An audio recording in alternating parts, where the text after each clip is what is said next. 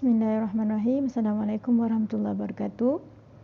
Nama Muallimah Hanani. Muallimah akan mengajar kamu subjek tajwid untuk setiap hari Jumaat. Dua-dua kelas, 5 Asim dan juga 5 Hafs. Okey. InsyaAllah untuk tajwid hari ini Muallimah akan cover, memang akan sentuh dua benda penting, iaitu ulang kaji tahun 4 dan juga pendahuluan untuk tajwid tahun 5. Okey, sebelum tu Muallimah nak bagi sedikit makluman lah tentang apa tu UPKK. Okey, apa tu UPKK?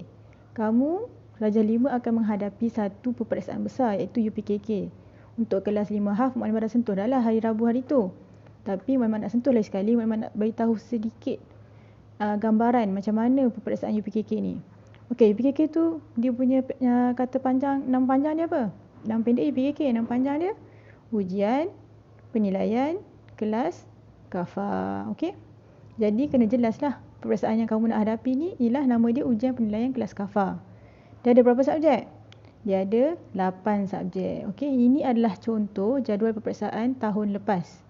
Tahun 2020. Okey.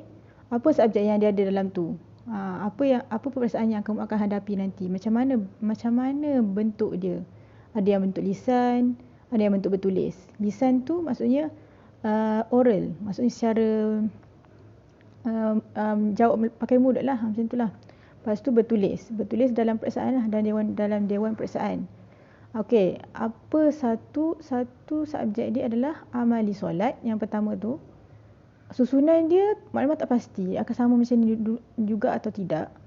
Lepas tu amali solat, penghayatan cara hidup Islam, tadarus dan tilawah Al-Quran, hafazan dan tafsir Al-Quran, ulum syariah iaitu akidah dan ibadah, sirah, jawi dan khat, adab, lughah Al-Quran. Okey, akidah tu adalah tauhid lah yang Muallimah ajar. Okey, akidah tu adalah tauhid. Dan satu lagi hafazan dan tafsir Al-Quran, tadarus dan tilawah Al-Quran. Tadarus dan tilawah Al-Quran ni berkaitan dengan tajwid, okey, secara lisan. Jadi macam mana bentuk soalan dia tu pun Muallimah tak pasti lagi, tapi secara gambarannya, peperiksaannya, jadualnya adalah macam ni, okey. Masa yang diberikan 1.5 jam. 1.5 jam, 1 jam, 2 jam. Okey. Dia ada tiga jenis masa, 1.5 jam, 1 jam dengan 2 jam. Okey, untuk yang lisan dilaksanakan sepanjang waktu persekolahan dalam tempoh masa dan tarikh yang telah ditetapkan. Maksudnya dekat sekolah lah. Waktu 3 hingga 4.30 petang. Ini yang kementerian dah keluarkan. Jadual dia macam ni. Okey. Okey. Untuk tahun ni belum lagi. Kita belajar dulu. Kita belajar. Lepas tu nanti bila dah sampai masanya kita bersedia, insyaAllah. Okey, seterusnya Muallimah akan ulang kaji sedikit, akan masuk sedikit demi sedikit untuk tajuk tahun 4 ni. Apa yang kamu dah belajar tahun lepas? Okey, pelajaran yang pertama, hukum nun, sakinah dan tanwin. Hukum nun, sakinah dan tanwin ni dia berkaitan dengan huruf apa? Berkaitan dengan huruf nun, sakinah dan juga tanwin. Huruf nun yang ada tanda sukun ataupun huruf nun yang tak ada bertanda. Itu adalah contoh huruf nun yang ada dalam mushaf kamu lah, dalam mushaf Al-Quran kamu. Dan satu lagi nun yang ada tanda mim kecil ke atas. Okey. Itu adalah 3 jenis nun, sakinah dan tanwin. Tanwin ni pun ada 3 jenis. Okey. Satu, tanwin yang baris selari, secara selari. Lepas tu satu lagi tanwin yang tak selari. Selari macam ni, tak selari macam ni. Okey. Lepas tu satu lagi tanwin yang ada tanda baris satu dan ada tanda mim kecil. Itu pun dipanggil tanwin jugalah. Okey. Itu ada 3 jenis tanwin dan 3 jenis nun sakinah. Okey. Hukum nun sakinah dan tanwin ni dia ada 6 hukum. Hukum tajwid dia ada 6. Izhar halki, idgham, iqlab, ifa hakiki. Okey, dalam idgham tu ada 2. Idgham bila gunnah dengan idgham ma'al gunnah. Idgham ma'al gunnah. Yes, idgham bila gunnah. Okey. Seterusnya hukum mim sakinah. Hukum mim sakinah ni, sebelum tu, hukum nun sakinah ni kamu kena tengok balik mana satu yang dengung, mana satu yang tak dengung. Okey. Bila namanya izhar, maksudnya jelas. Jelas tak dengung. Okey, bila jelas maksudnya, so dia punya hasil dia adalah tak dengung. Kalau idgham, idgham maksudnya memasukkan. Tapi ada dua, memasukkan idgham bi gunnah dengan idgham bila gunnah. Idgham bi gunnah ni idgham memasukkan dengan dengung. Bila la maksud dia tidak. Jadi tak dengung lah. Maksud dia memasukkan dengan tak dengung, tapi kita terus ambil tak dengung. Okey. Lepas tu iklab. Iklab ni menukarkan dengung. Ikhfa menyembunyikan pun dengung. Jadi cuma ada dua je yang tak dengung dalam hukum nun sakinah dan tanwin, iaitu izhar jelas dan juga la gunnah tidak dengung. Okey.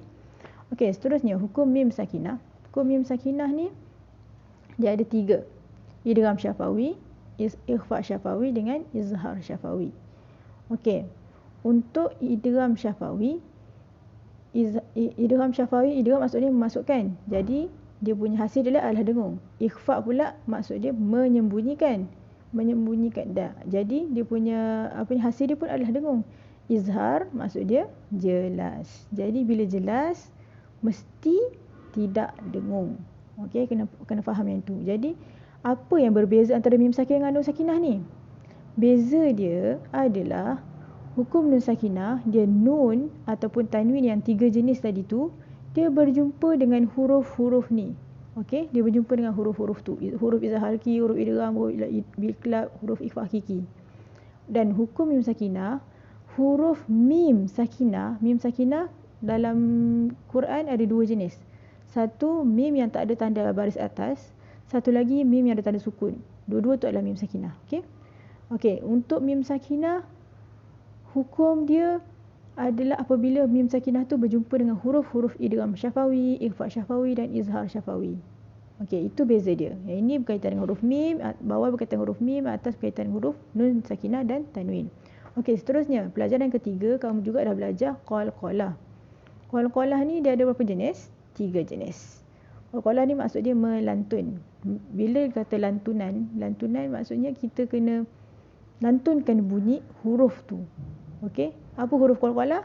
Baju dah, qata, ba, jim, dal, qaf, ta. Itu adalah qalqalah. Okey, qalqalah ada 3 jenis, sughra, kubra, akbar. Sughra kat mana, kubra kat mana, akbar kat mana. Okey, cuba tengok balik nanti. Okey, seterusnya alif lam ta'rif. Alif lam ta'rif ni dia berkaitan dengan huruf alif lam yang berada di depan perkataan dalam ayat dan berada di depan perkataan. Contoh dalam surah Al-Fatihah, alhamdu, alif lam tu. Okey, alif lam qamariyah macam mana, alif lam syamsiah macam mana? Alif lam qamariyah, qamar tu maksud dia bulan. Bila bulan, bentuk dia macam bulan. Apa yang bentuk macam bulan? Huruf bentuk sukun. Jadi bila alif lam qamariyah, maksud dia alif lam yang ada tanda sukun. Lam yang atas dia ada tanda sukun, itu adalah alif lam qamariyah. Jadi al tu ada tanda sukun, jadi situ adalah alif lam qamariyah. Satu lagi alif lam syamsiah. Alif lam syamsiah ni huruf lam dia atas dia ada sabdu. Syamsiah kita ingat huruf shim. Bila huruf shim, dia punya atas huruf lam tu adalah huruf tanda sabdu. Bentuk macam sin shim kan. Okey. Okey, seterusnya. Okey, habis dah untuk kaji tahun 4. Seterusnya kita pergi ke isi kandungan buku teks tahun 5. Okey, insya-Allah untuk tahun ni kamu akan belajar mat. Hukum mat. Okey, mat ni ada banyak. Kalau waktu mukadimah dulu cara belajar dia lain sikit. Jadi cara kamu ni sekarang ni lainlah. Okey, maknanya akan cuba untuk ikut zaman kamu punya buku teks lah. Okey, seterusnya mat. Kita akan belajar mat dan bahagiannya. Untuk hari ni maknanya akan sentuh satu ni je. Pelajaran pertama sahaja. Okey. Seterusnya pelajaran kedua adalah mat asli. Lepas tu pelajaran ketiga mat far'i. Pelajaran keempat tingkatan mat. Pelajaran kelima waqaf dan pelajaran yang terakhir adalah ibtida'. Okey. Mad dan bahagiannya maksudnya mad asli dan juga mad far'i lah. Mad asli, mad ada bahagian, mad asli, satu mad asli dan satu lagi mad far'i. Mad asli ada bahagian lagi, mad asli kalimi, mad asli harfi, mad far'i pun ada bahagian lagi. Mad asli ni yang banyak bahagian dia. Kalau kamu tengok tu unit 1 sampai unit 15 itu adalah mad far'i. Okey? Tak apa, senang je. Tak susah pun subjek ni, okey? Lepas tu dia kata mad, waqaf, ibtida'. Waqaf tu tempat berhenti, ibtida' tu cara nak mulakan bacaan selepas dah berhenti. Okey, seterusnya pelajaran pertama. InsyaAllah kita masuk pelajaran pertama, mad dan bahagiannya. Kita akan sentuh pengertian mad, kita akan sentuh huruf-huruf mad dan juga kita akan sentuh bahagian-bahagian mad. Okey, kita pergi ke pengertian mad dahulu. Pengertian mad ni ada dua. Satu dari segi bahasa. Bahasa iaitu memanjangkan suara. Kalau ikut kalau kita faham memanjangkan suara i macam tu kan. Okey, lepas tu seterusnya istilah memanjangkan bacaan atau suara pada huruf-huruf mad. Jadi kat mana nak panjangkan suara? Dekat huruf-huruf mad. Panjangkan bacaan atau suara pada huruf mad. Okey, seterusnya kita pergi pada huruf-huruf mad. Huruf-huruf mad ada berapa? 3. Alif, contoh dia qala. Kat mana huruf mad? Yang selepas qaf tu. Lepas qaf tu adalah huruf mad. Bila tempat yang kita panjangkan bacaan. Qala. Okey. Seterusnya yang kedua, huruf waw. Apa contoh dia? Yaqulu. Selepas huruf qaf tu. Kat mana kita panjangkan bacaan, situlah huruf mad. Yaqulu. Okey, last huruf ya. Macam mana contoh dia? Qila. Okey. Qila. Kat mana kita panjang tu huruf mad tu. Jadi bila kita baca Al-Quran, bila muallim-muallimah kata tu kena panjang tu, maksudnya kamu kena cari, oh kat sini ada huruf mad ni. Macam tu, okey. Okey, seterusnya bahagian-bahagian mad. Bahagian mad ada berapa?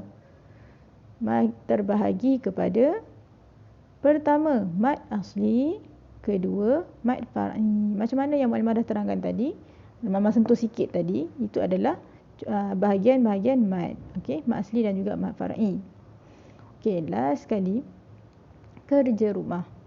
Okey, untuk hari ni kita belajar sikit je dulu. Kerja rumah kamu hari ni adalah kamu perlu senaraikan 5 contoh kalimah yang mengandungi mad dari surah Al-Mulk. Okey, daripada surah Al-Mulk. Surah Al-Mulk kebanyakannya dah masuk, kecuali pelajar barulah. Jadi kamu kena senaraikan 5 contoh kalimah. Apa contoh yang Mama dah bagi tadi? Qala, qila, yaqulu kan. Jadi kamu cari dalam surah Al-Mulk tu mana kalimah tu, maksudnya perkataan. Perkataan je, jangan ambil satu ayat. Ambil perkataan je. Mana perkataan yang ada huruf mad. Lepas tu kamu gariskan mana satu huruf mad tu. Lepas tu senaraikan 5 dulu. Lepas tu gariskan mana satu huruf mad. Lepas tu baru boleh hantar kat maklimah. Okey? Senang je kerja rumah hari ni. Okey. Itu sahaja untuk hari ni. Apa-apa yang tak faham boleh terus tanya maklimah. Okey.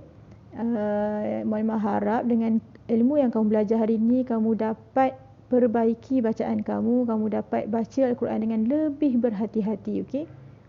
Sebab ilmu kita kena praktikkan. Bukan untuk disimpan sahaja ataupun masuk dalam exam je. Okey. Sebab ini adalah ilmu agama. Kita berkait dengan kehidupan kita. Okey, itu saja yang maklimah nak ajar hari ni. Minggu depan kita akan masuk mad asli lah, bahagian mad asli. Okey, wallahu alam. Billahi taufiq wal hidayah. Wassalamualaikum warahmatullahi wabarakatuh.